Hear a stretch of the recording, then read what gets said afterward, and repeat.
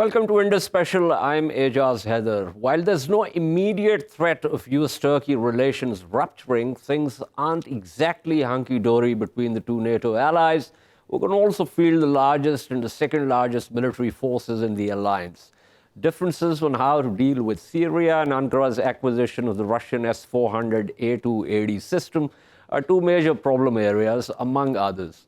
On July 23, U.S. President Donald Trump met with Republican senators to discuss Turkey's purchase of the Russian system.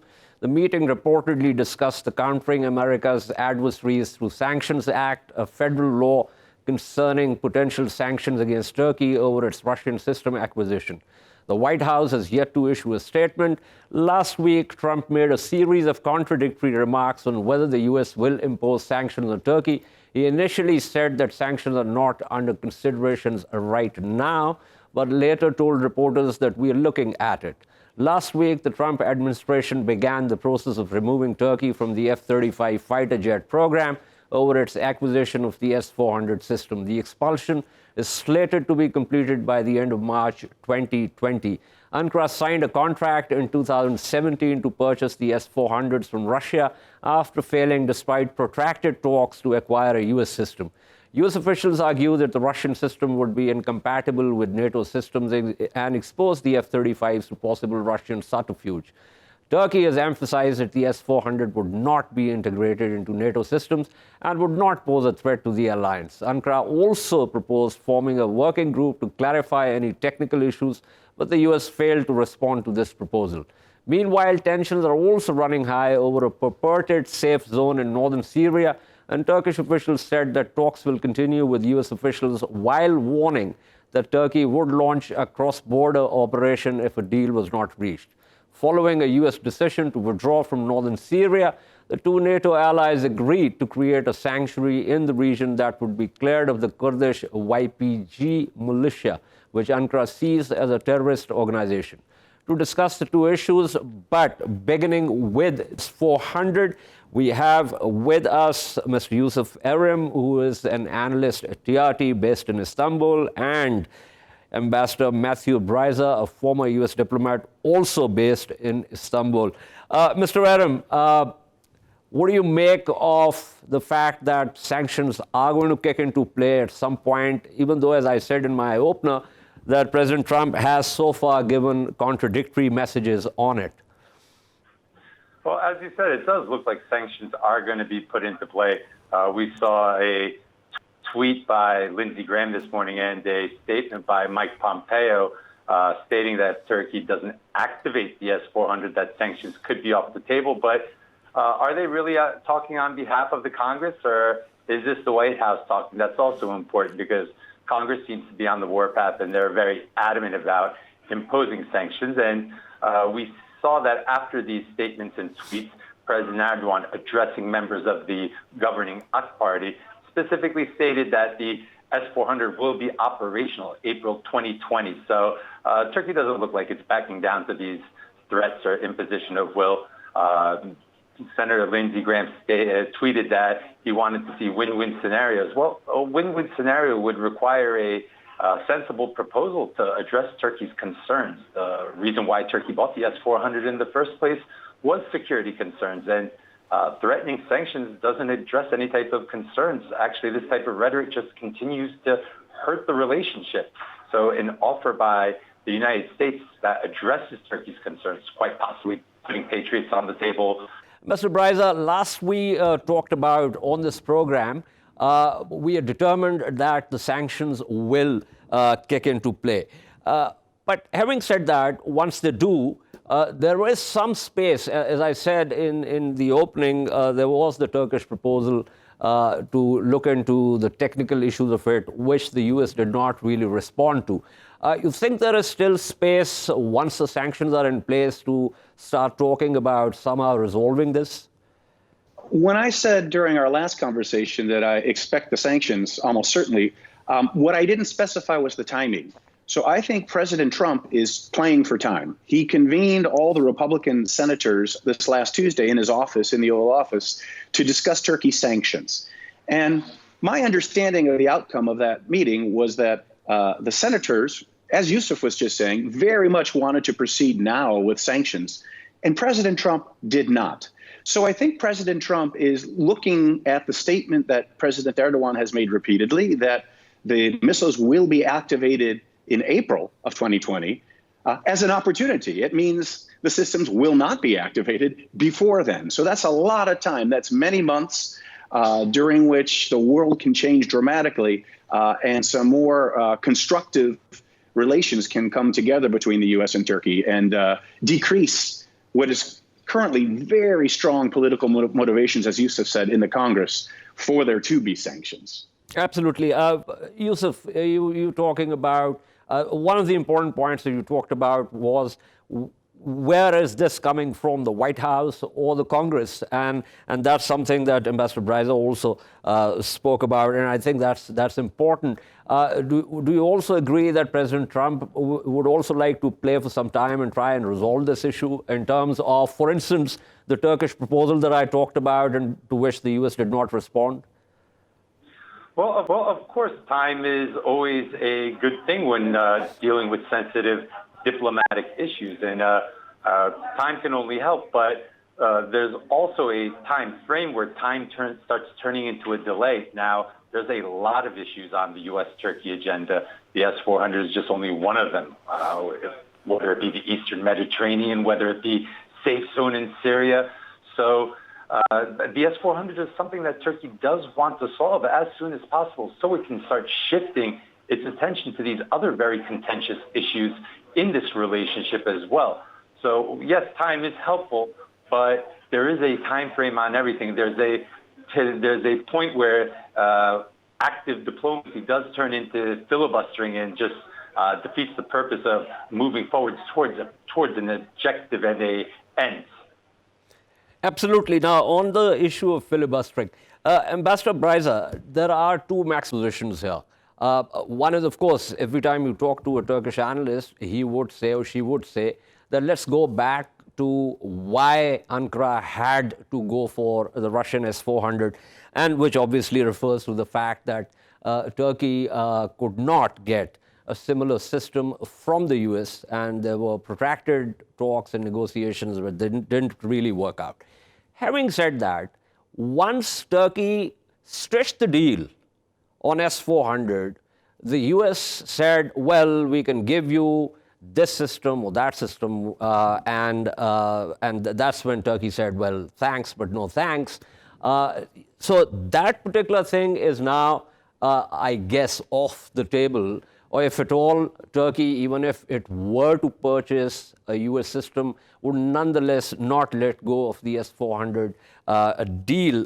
Also, not least because it is supposed to be the top of the shelf system, A280 system right now in the world. So somewhere between these two maximalist positions, the two sides will have to work out a modus vivendi. And what could that possibly be? Yeah, those are great insights. First of all, we have to look back at the historical record, and it's been distorted by President Trump a bit.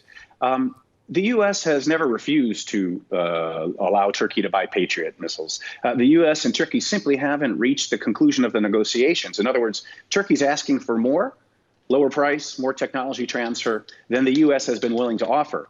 But consulting with my former colleagues, the State Department and Pentagon, they all assure me that these offers that the U.S. has made to Turkey on the Patriots are more attractive than to any other NATO ally ever before. So there's something else going on. And I think what's happening is that Turkey is engaged in a negotiation about multiple issues, YPG in northern Syria, Patriot air defenses, Boeing aircraft that President Erdogan talked about yesterday, sort of in a grand bazaar mentality, whereas Washington is not negotiating. For Washington, the negotiation is finished, and Washington is shocked that Turkey would move toward Russia in this dramatic way. So there are two kind of different mindsets and overall diplomatic approaches operating here. So having said that, therefore, there is a way out. Of course there is. It was leaked by Turkish officials yesterday, so in today's news services, that talks continue between the U.S. and Turkey on the Patriot system. And in those reports are also statements that, well, the Turkish system, the S-400 system, won't be activated until April 2020. That sounds to me like senior Turkish officials are saying, if you can sell us the Patriots, maybe we won't activate the S-400s. We'll take them, but maybe we won't activate them. So I think that's where the solution could come out. In addition, as we talked about last time I was on your show, while the U.S. doesn't like the idea of a commission to study whether there's a technical threat posed by the S-400s to the F-35s, because the U.S. believes there definitely is, there could be an alternative way to handle the threat the U.S. sees, which would be... Okay, we talked about some of these issues last time when I spoke with you, and there was a sense that perhaps the S-400 regiments will not be operational when the F-35s are flying. That was one thing. But I remember asking you that how could that be verifiably confirmed? I mean, you'll have the Russian advisors with the S-400 regiments, at least in the initial years. And so you'll have to place American sort of monitors or supervisors to ensure that the S-400 regiments are turned off the radar systems and sensors and the rest of it while the F-35s are in the air. So that's a pretty complicated sort of, route to take. It's complicated, but it's eminently doable if there's the political will. I mean, at the end of the day, what I also said to you when you raised the point about how Russia would not like that, I raised the point, it's exactly right, and President Erdogan has this very tough choice to make. Who does he anger more, President Putin or President Trump? And only President Erdogan knows the answer to that. You're right, it wouldn't be so simple, but I do believe it's technically achievable. But otherwise, there's one more factor, which is the U.S. and Turkey, as you mentioned in your report, are continuing negotiations on a safe zone. They would both operate in northern Syria. And I think that if that issue happens, and both sides come to agreement, then I think the political climate and the unified desire across Congress to impose sanctions on Turkey will soften. So that's why it's important to buy time. That's an important point. Thank you so much, Ambassador Bryza, for speaking with us. Yusuf, Erim, finally, with reference to the S-400s, it does seem to me that, and this is kind of interesting also at one level, that while the two sides have their maximalist positions, they also realize that a rupture is not going to be to the advantage of either. So they're also trying to buy time and perhaps try within that space to work out something. So a similar question to you, which I asked Ambassador Bryza, what could that modus vivendi possibly be? Well, like I said, there's a lot of scenarios that this could play out, but any scenario where Turkey doesn't activate the S-400 would require the Americans addressing Turkey's security concerns. A, being an air defense system. B, also compensation for the $2.5 billion spent on the S-400. And then obviously not imposing sanctions. These are two NATO allies. They shouldn't be imposing sanctions on each other. Isn't that a big ask? Isn't that a big ask? Why would it be a big ask if the Americans are asking Turkey not to activate their air defense system? Shouldn't they in turn give something equal in place for Turkey to defend itself? Isn't the U.S. Turkey's NATO ally and vice versa?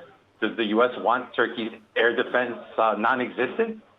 It's a win-win. No, what I meant was when I said a big ask, that the deal with Moscow has been stretched, and you've had deliveries of the initial regiments. So it's not like Turkey is going to say like, okay, you compensate us for the top dollars that we paid for this, and so you're not going to return the S-400 to Moscow. Well, it wouldn't be returned; it would just remain packed in the box. If the U.S. made a proper offer. And I think that's a big if. I don't think the Americans are at the level of pragmatism or empathy to even sit down and make a proper offer, just because they're very divided amongst themselves. You have Congress on one side, you have the White House on the other side, you have Pentagon saying one thing, you have State Department saying one thing, and National Security Council saying one thing. I think first they need to agree amongst themselves. Well, that's Yusuf. That's Washington D.C. for you, with multiple shops. But stay with me. I'm also joined by Professor Hawwash. Professor Hawwash, thank you. We were discussing the S-400 before we go to the purported safe zone in northern Syria. Any thoughts on, given the maximalist positions, what kind of space could be there for the two sides to work out some kind of modus vivendi? I think if you turned the situation around, America, the United States, wouldn't let anyone tell it where to buy weapons from. It would decide where the weapons came from. It would go for the best. And that is, I think, what Turkey is trying to do.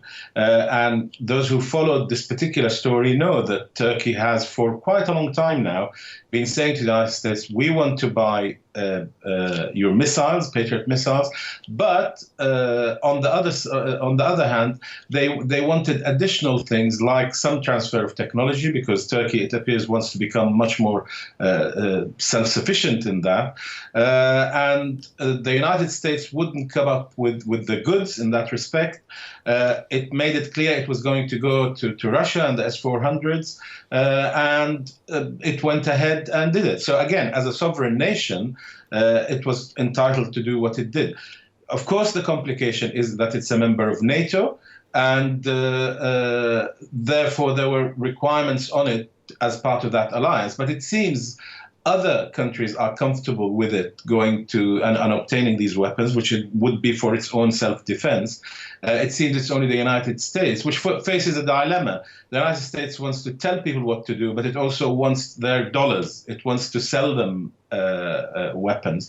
So, and here we see that Russia is the competition with what seems to be a much more superior... That's a very important point. Yeah, absolutely. I'm happy you pointed to that. Please go on. Yeah, but at the end of the day, we go back to if Turkey is a sovereign nation first, and then it is a member of NATO. And that, I think, is what has driven the way that it is acted. Now, America is threatening sanctions to, or already began to implement them, if you like, in terms of the F-35. But again, it will want Turkish dollars for the F-35s when they are ready. So, you have this is where, of course, Donald Trump is very fixated on trade, and therefore he's holding back and saying, it's not such a problem. But other parts of the U.S. government are reluctant because they are concerned about security. But it's also more about actually Russia coming into the fold and being much more closely involved with key allies to the United States, which clearly the U.S. would have a problem with. Okay, so on that issue, let me just go back to Yusuf, Erim, and to the other issue of the safe zone in northern Syria. Ambassador Bryza had an interesting observation that if that could be resolved, perhaps that would also have a salutary impact on the issue of finding some kind of solution to the S-400 problem. So, Yusuf, so the U.S. decision to withdraw from northern Syria, and there was an agreement to create a sanctuary in the region that would be cleared of the YPG, which Turkey looks at as a terrorist organization. So walk me through what the real problem right now is between Turkey and the United States. Well, the real problem is, as you said, the United States has decided to partner up with a group that Turkey views as an existential threat to its national security. And it's giving this group thousands and thousands of truckloads worth of weapons, and this group has tried to entrench itself along the Turkish border, and this is making Turkey incredibly uncomfortable. This issue with the YPG and a possible safe zone is much more important to national security than the S-400, and this is an issue that Turkey wants immediately solved. There is a timeline on this one. This is not something that can wait till April 2020 or onwards. This is something that President Erdogan, Foreign Minister Çavuşoğlu, and Defense Minister Hulusi Akar all said immediately. President Erdogan today in his speech about an hour and a half ago said that if the United States does not solve this issue, Turkey will destroy the terror corridor. Very strong words. Will destroy the terror corridor. Absolutely. It is a very pressing issue for Ankara, I believe. We obviously look at it from afar. But give me a sense. Okay, so let's try and game it in a different way. So the US says that they were supporting the YPG because the YPG cadres were helpful in fighting the Islamist State terrorist cadres in Syria. Now, Turkey obviously has its own Kurdish problem. But despite that, and the fact that, ultimately all these problems require some kind of political solution, and Turkey has also off and on has used force against the Kurdish groups, but also tried to reach out and try to, figure out how to politically resolve this. So, don't you think there could be a possible space between these two positions where Turkey could have some kind of ceasefire or some kind of political resolution with the YPG? Frankly, Turkey had an initiative with the YPG's brother organization, the PKK. They tried for peace talks. They tried for reconciliation, but the PKK ruined that deal by taking arms up against Turkey again and resorting to terrorist tactics. So that was canned back in, I believe, 2015, 2014, if I remember correctly. And right now, President Erdogan's very, very adamant about this issue. He specifically stated yes, that's what the statements from Ankara tell me also. 35-kilometer safe zone is what he is looking for. There was talks about a 6-kilometer offer. There was talks about joint patrols. Turkey stated that they are the only force that can bring stability to that region, and any safe zone force that excludes them will not be accepted by Turkey. In the end, the United States, France, England, countries that are operating in that area besides the YPG are all thousands of miles away. Absolutely. On the other side of Turkey's border. Turkey has a 911-kilometer border with Syria. I think Turkey should have a say of the security on its border. So that's what Ankara's position has been all along. Thank you so much, Yusuf. Erim, you also, Professor Kamel Hawwash. I'm now joined by Sara Firth, who reports for TRT World. Ms. Firth, thank you for being on the program. We're discussing the northern safe zone. Give us because we look at it from afar, so we don't really know the smaller details of what exactly is happening. But the sense is, as Yusuf Erim was just telling me, that this is a very pressing issue for Ankara, much more so than its problems on the S-400 system with the US. So tell us, why is it such a pressing issue? Is it just about the Kurdish YPG, or there's more to it? Well, I've just been on the ground in northern Syria over the last week in some of the areas of that safe zone that are being discussed. And look, I think what it's important for people to understand is when you're actually on the ground, I mean, these are areas that are incredibly close to Turkey's border. You're talking sort of 15, 20 minutes drive over the border, and you're into territory that is incredibly divided. In certain areas, you've got the Free Syrian Army that are now backed by Turkey, and then you've got these territories that are currently held by the YPG. Now, the YPG weren't in these areas before this fight against Daesh took place. Daesh took over a lot of these areas. You then saw the US making the decision to back the YPG as the fighting force on the ground. And in that, they were very effective. But the problem was that Turkey warned the US at the time, listen, the YPG is an extension of the PKK terror group. We wouldn't accept them staying on the borders. And they sort of green-lighted the situation where they took the US at its word. They said, okay, you can back Daesh, the fight against Daesh on the ground with the YPG, with the promise that once Daesh is defeated, the YPG will withdraw from those areas. And what happened is, a year or so ago, you had Daesh defeated, essentially along many of these territories, and the YPG have just remained. So the safe zone discussion has been going on for a very, very long time. Turkey is essentially just asking the US to make good on its word that they wouldn't allow the YPG to continue holding these territories so close to this border, and so far that hasn't happened. Absolutely. So how serious Turkey is about its warning that it will actually do a cross-border military incursion, ingress into these areas if the issue is not resolved with the U.S.? By which I assume that Turkey wants the U.S. to actually weigh in and get the YPG to vacate these areas. Of course, and you see this sort of diplomatic back and forth going on at the moment between Washington and Ankara. Ankara, again, warning Washington that they don't have patience for any more delays.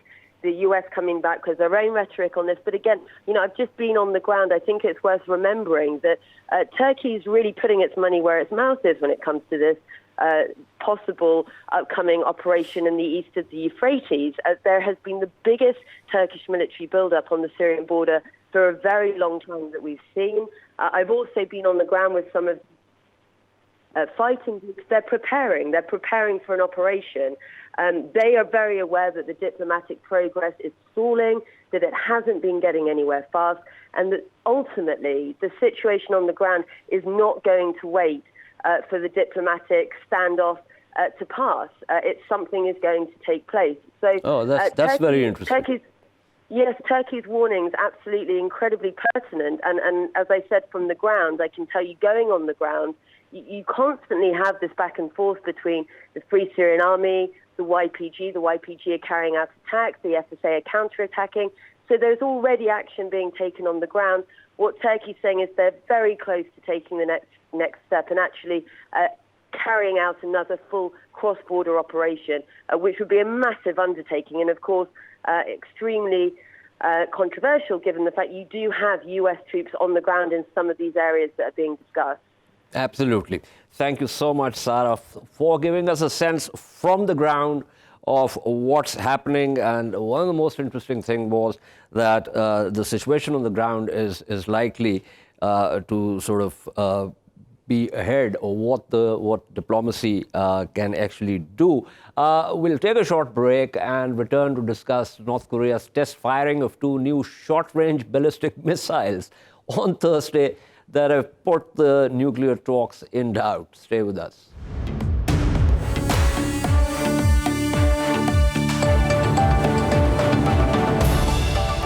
Welcome back to Indus Special. North Korea test-fired 2 new short-range ballistic missiles on Thursday. Its first missile test since its leader, Kim Jong-un, and US President Donald Trump met last month at the DMZ and agreed to revive denuclearization talks.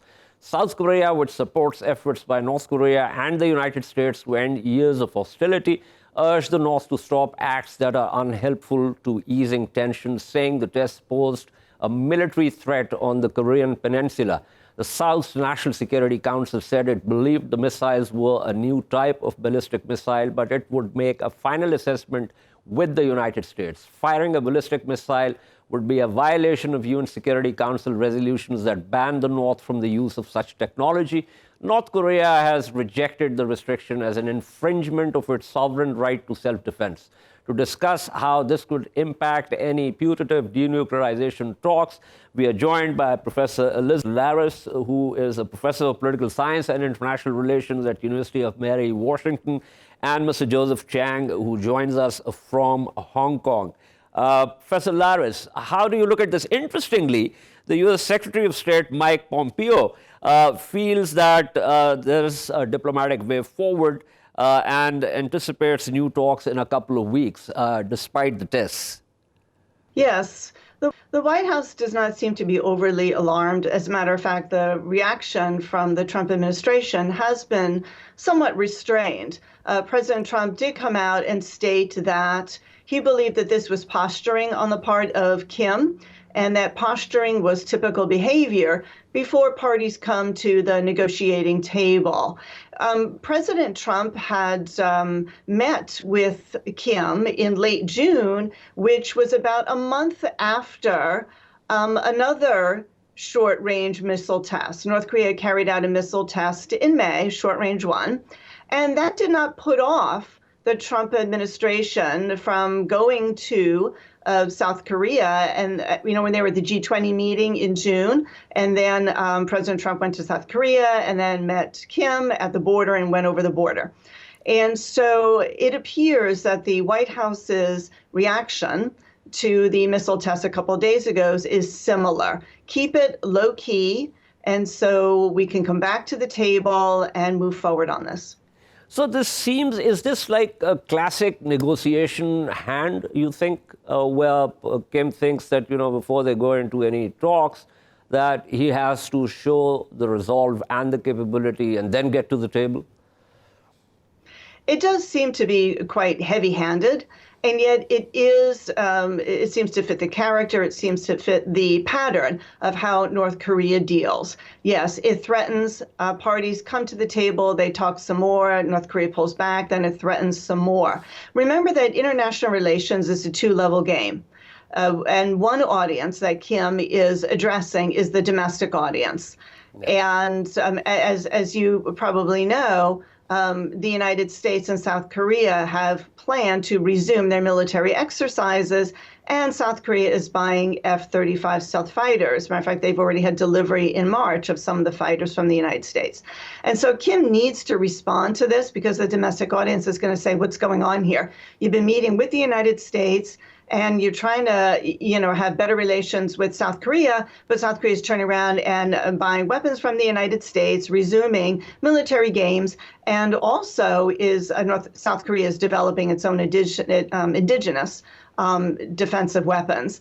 And so Kim is responding to a domestic audience and also internationally signaling, to South Korea, this is not acceptable that you resume these exercises and import these weapons, and also signaling to Washington, we're not happy with this move. And, by the way, Washington, when you get involved, with Iran and other issues going on around the world, don't forget that we're still here. And we want these sanctions dropped or eased. And so don't forget us here. Okay, here's a hypothesis.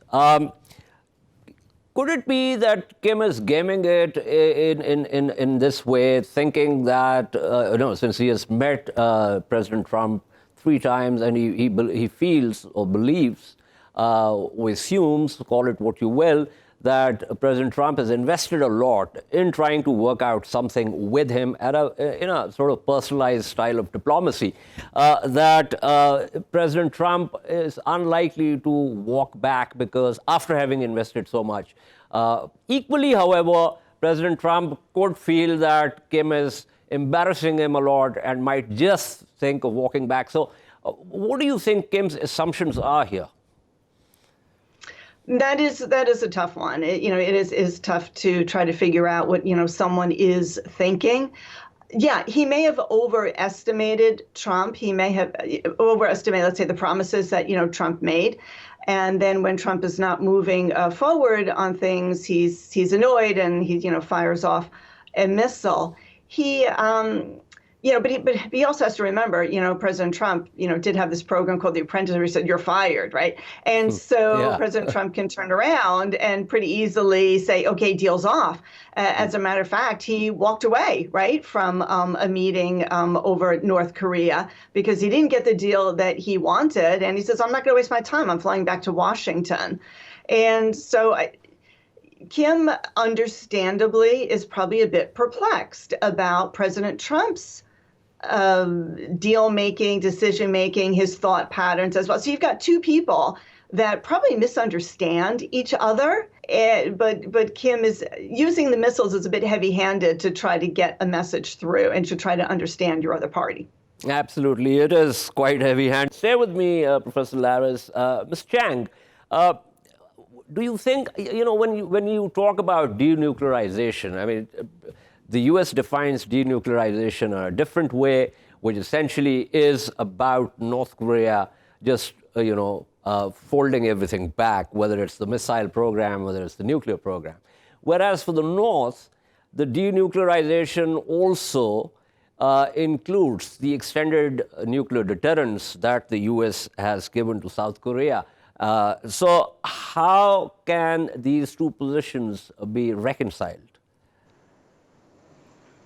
Well, basically, I agree with Dr. Larus that this is a gesture on the part of Pyongyang. However, the Kim Jong-un regime basically cannot accept the demand of the Donald Trump administration, mainly that North Korea has to deliver complete, irreversible, and verifiable denuclearization first before the United States will lift its economic sanctions against North Korea. North Korea certainly would like to have something to deliver so as to satisfy the domestic audience, as well as to enhance North Korea's international status. So it has been trying to achieve some kind of breakthrough. And it tries both ways, carrots and sticks, being Mr. Nice and also Mr. Tough. It invites the United States president for summit meetings, now 3 times. But then it would also like to use these tests to exert pressure on the United States. I think it is looking for some kind of stage-by-stage approach. That is to say, for certain things that North Korea would deliver, North Korea would like to have something back. North Korea is quite ready to, destroy some of its facilities in exchange for a partial uplifting of economic sanctions. The easiest is to allow South Korea and China to deliver economic aid and re-engage in trade and investment activities with North Korea. Thank you, Joseph Chang, and also Professor Elizabeth Larus, for speaking with us. We are now joined by Mr. Andrey Kortunov, who is a Director General and a member of the Russian International Affairs Council. Mr. Kortunov, thank you for being on the program. So we're discussing this North Korean test firing of the short-range ballistic missiles, but essentially the purported denuclearization talks between the U.S. and North Korea. Now, here's my question. Kim obviously is looking at the previous 94 agreed framework where the U.S. was supposed to do certain things in exchange for North Korea folding back its nuclear program, and the U.S. could not meet its end of the deal. And now, I'm sure that Kim is also looking at how the U.S., especially the Trump administration, has walked back from a UN-sanctioned multilateral agreement with Iran. Do you think, given these facts, that he would be interested in moving in a way where he lets go of his main bargaining assets, which is his nuclear and missile capability? Well, let me start with saying that there is a certain difference between the nuclear program of North Korea and its ballistic program. My take is that Kim can demonstrate more flexibility on the latter rather than on the former, because the nuclear status is a part of the North Korean constitution. I think it is very difficult for the North Korean leader to change his position on this particular issue. But as far as the ballistic program is concerned, I think he is ready to negotiate. And even the recent tests, in my view at least, were a signal to the United States, and maybe not only to the United States, to demonstrate that North Korea is ready to resume its tests, but it does it in a very cautious way. We are talking about smaller range missiles that cannot reach the U.S. mainland. They cannot reach even Hawaii. So I think it's an offer for President Trump to resume negotiations and to come up with some additional proposals that would be more acceptable for the leadership in Pyongyang. That's a very interesting thought, but here's the thing. Nuclear capability without reliable delivery systems does not mean much. And as far as the delivery systems are concerned, I think the missiles that can reach the U.S. mainland, and North Korea has invested a lot in getting that capability. So I'm assuming that when you talk about the fact that Kim is flexible on the missile capability side, this is off the table. I mean, the ICBMs are off the table. This would be more about the short range or the intermediate range ballistic missiles of North Korea. I agree. I think that it is definitely about short range and probably mid-range ballistic missiles. Allegedly, these are the types of the systems where North Koreans so far have been more successful than in ICBMs. There are some rumors about North Korean submarines, which allegedly are supposed to carry these missiles. But definitely, the North Korean leader sends a very clear signal to everybody that he is ready to continue his tests, and he expects more positive steps from the international community, specifically from the United States. And I think most importantly, it's about sanctions. I think that they are desperately looking for a change in the US policy on sanctions. Absolutely. Thank you so much. That was Andrey Kortunov talking to us from Moscow on this issue of the North Korean nuclear and ballistic missile capability. This is all for this week from Indus Special. We shall see you next week. Until then, it's goodbye.